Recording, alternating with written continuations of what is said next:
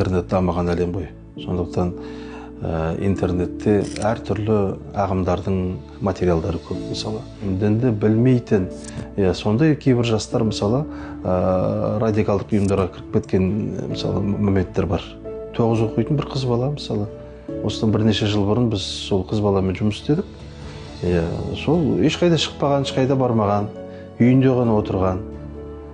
Сол үйінде отырып интернет арқылы мысалы миы уланып қалған, діни негіз жоқ, білім жоқ.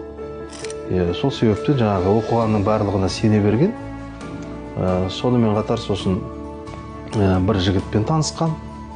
Ол жігіт жаңағы намаз оқимын, осындай деп жаңағы.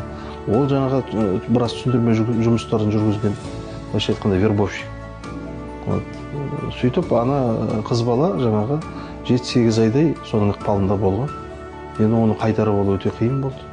Жаңағыдай оның қателіктерін айтып, мысалы, түсіндірме жұмыстарын жүргізіп жатқан кезде біз оның көзіне кәдімгідей бір құбыжық сияқты, оны кәдімгі діннен, исламнан айырып жатқан адам сияқты көріндік мысалы.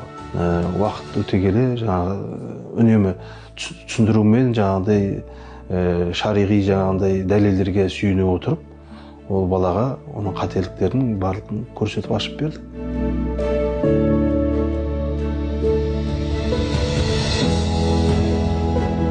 Әртүрлі діни өлеңдері бар, мысалы араб тіліндегі нашидтер дейді ғой мысалы.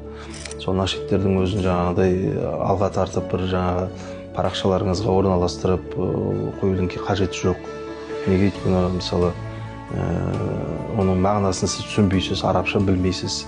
Егер де оның ішінде бір экстремистік мағына болатын болса, жаңағы тұрыңдар, жүріңдер деген сияқты, соғысайық деген. Егер ондай болатын болса, ол Қазақстанда мысалы уголовный бап бар ғой, мысалы сотталып кетеді.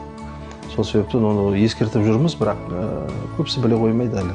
Мүмкін естімегендер бар, білмейтіндер бар. Елімізде оның бәрін сараптап, экстремизм байқалатын сайттарды мысалы әртүрлі жағындай жауып тастап жатыр ғой. Ол жастарға көбірек насихат жасау керек.